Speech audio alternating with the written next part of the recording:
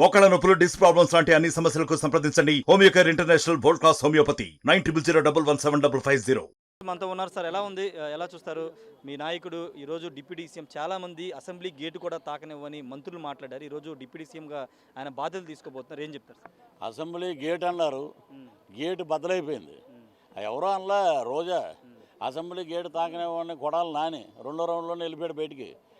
ఆడొకడు నోరు వేసుకుని పడతాడు, మున్సిపాలిటీ నోరాడిది జోగి రమేష్ ఆడు కూడా పెట్టాడు. బోడే ప్రసాద్ గారు అనుకుంటే అక్కడ గెలిచింది పెనగలూరు.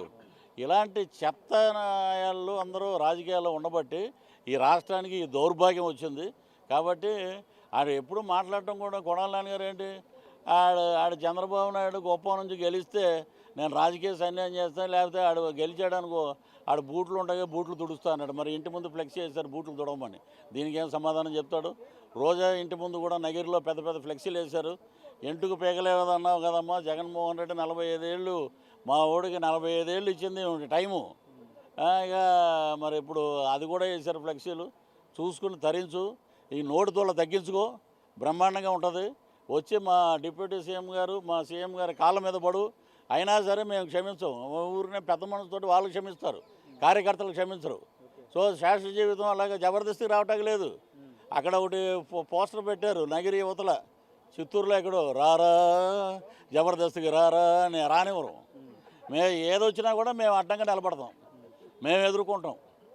సినిమా పరిశ్రమలో అడుగు పెట్టక లేదు. ఎన్ని మాటలు మాట్లాడాము, ఒక ఆడది మాట్లాడాల్సిన మాట్లాడినా గాడిదలాగా 55 వచ్చినా నీకన్నా నీ ముడ్డు కింద 52 ఉన్నాయి కదా.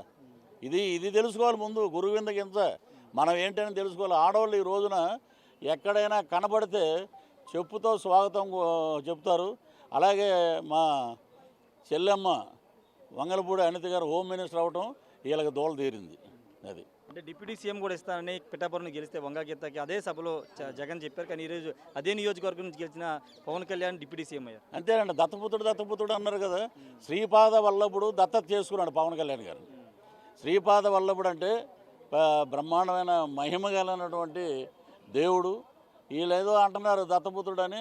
నువ్వు దత్తపుత్రుడని మీరు అంటాం కాదురా, నేనే అబ్బాయిని దత్తత తీసుకున్నాను పిఠాపురానికి. ఏమండి దత్తపుత్రుడు ఇప్పుడు అవన్నీ వేసేస్తారు, ఏముంది ఇక మనం ఎవరిని ఏమంటాం చెప్పు.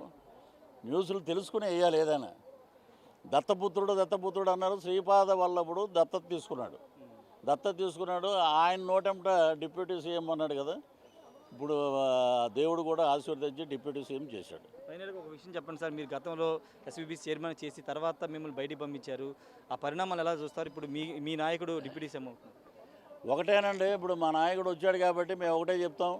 ఎస్వీబీసీ చైర్మన్గా మళ్ళీ మాకు వస్తే చెప్పుతో కొట్టినట్టు అవుద్ది. అలాగే చెప్పుతో కొట్టినట్టు అవుద్ది. గట్టిగా మేము మాట్లాడాము, మీ వాళ్ళందరూ ఇలా మాట్లాడారు, దౌర్జన్యాలు జరిగిపోతున్నాయి. ఏం దౌర్జన్యాలు జరిగినాయి? ఒక కార్యకర్త బూతులు తిడతా ఉంటే ఆడేంటో కోడిగుడ్లు ఇసిరాడు అంతే. అది బీహార్ అయిపోతుంటే రాష్ట్రం. ఏది పడితే అది మాట్లాడుతున్నారు. మేము ఇవన్నీ పట్టించుకోం.